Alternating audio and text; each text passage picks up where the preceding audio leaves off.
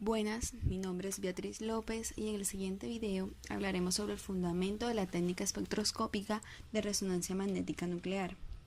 La espectroscopía de resonancia magnética nuclear se basa en la transición de un valor a otro del estado de spin de un núcleo, de lo cual resulta una absorción de energía.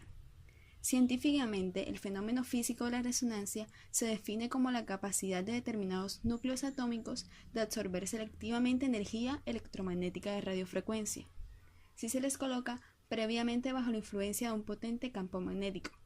Dichos núcleos deben contar siempre con un número impar de electrones y protones. El spin es una propiedad intrínseca de las partículas, el cual se dice que está cuantizado, es decir, que solo adquiere ciertos valores discretos, enteros o semienteros. Protones, neutrones y electrones tienen spin de valor 1 medio. Toda partícula con spin no nulo tiene asociado un vector a lo que denominaremos momento magnético μ, orientado en la dirección del spin, creando un campo magnético a su alrededor. Para facilitar su comprensión, es habitual visualizar la partícula con spin como una pequeña esfera rotando sobre sí misma. Con este esquema estarían a lo largo de su eje de giro tanto el spin como el momento magnético, los cuales son magnitudes proporcionales. El núcleo atómico, al estar compuesto por protones y neutrones, también posee spin, cuyo valor está en función de los protones y neutrones que éste contenga. Los protones y neutrones dentro del núcleo tienden a variar sus spines, es decir, a anular su spin total, ya que esta situación resulta energéticamente favorable. Los núcleos que van a ser activos desde el punto de vista magnético son aquellos cuyo spin resultante es distinto de cero, es decir, los que presentan un número impar de protones y neutrones, a fin de que existan spines desapareados, como lo son el hidrógeno 1, el carbono 13, fósforo 31, flúor 19 y el nitrógeno 15. Ahora hablaremos acerca de las propiedades magnéticas del núcleo de hidrógeno. El núcleo de hidrógeno, formado por un único protón, es una elección natural para utilizar la técnica de resonancia magnética nuclear. Tiene spin de valor 1 medio. Por ello, en vez de referirnos al spin y a las propiedades magnéticas del núcleo general, a partir de ahora hablaremos específicamente del núcleo de hidrógeno. En ausencia de un campo magnético externo, el momento magnético del protón está orientado en una dirección cualquiera del espacio. Cuando el protón es colocado en el seno de un campo magnético, el cual está representado en la imagen por el vector verde, el spin, representado por el vector amarillo, tiende a alinearse con él. Existen dos posiciones en la mecánica cuántica denominadas estado: paralelo o antiparalelo al campo magnético. Realmente la situación no es estática, sino que el vector spin, es decir, el vector amarillo, gira en torno a la dirección que marca el campo magnético. Al producirse este alineamiento del spin, la energía del protón se modifica, siendo este representado por esta ecuación, donde E sub 0 es la energía en ausencia del campo magnético, H es la constante de Planck y gamma es una constante denominada razón giromagnética. El signo positivo corresponde al estado en el que el spin y el campo magnético son antiparalelos, y el negativo al estado en el que son paralelos. Así, tal y como nos muestra la figura, se dice que la energía se desdobla en dos niveles, siendo la diferencia de energía entre ambos igual a la constante de Planck por la razón giromagnética por la intensidad del campo magnético.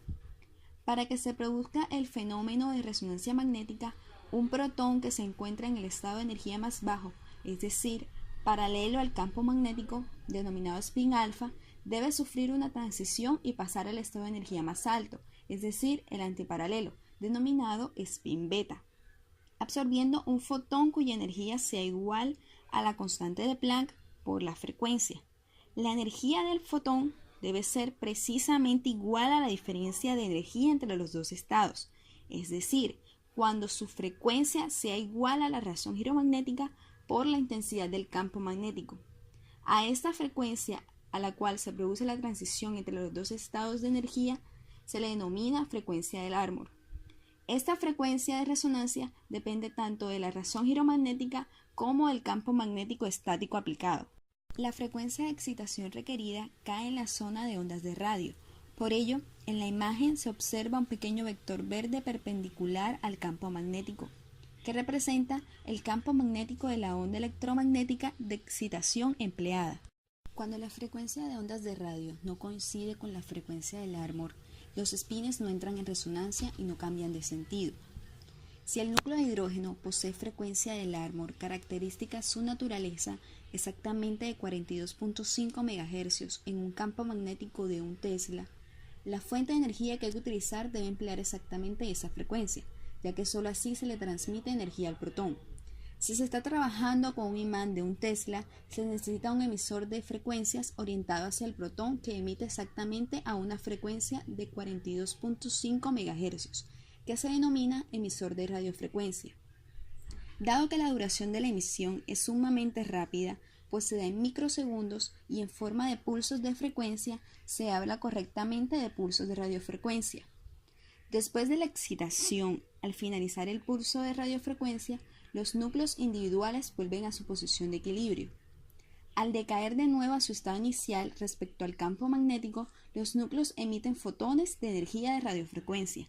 Este proceso se le conoce como relajación nuclear. A modo de resumen, la siguiente imagen representa el proceso de resonancia de los espines. Se le llama H0 al campo magnético aplicado, en el cual se introducen protones en el interior de dicho campo y los espines de los protones se alinean con él, unos a favor y otros en contra. Al aplicar una radiación electromagnética con una frecuencia adecuada, se produce el paso del spin alfa a beta, y ahí se produce una absorción de energía, porque el alfa posee menos energía que el beta, y por lo tanto, para que se produzca el cambio es necesario aportar energía. Es precisamente esa absorción de energía la que nos capta el equipo, mediante un detector y un amplificador. Por último, se necesita de algún medio que interprete las señales y las convierta en un espectro de resonancia magnética nuclear.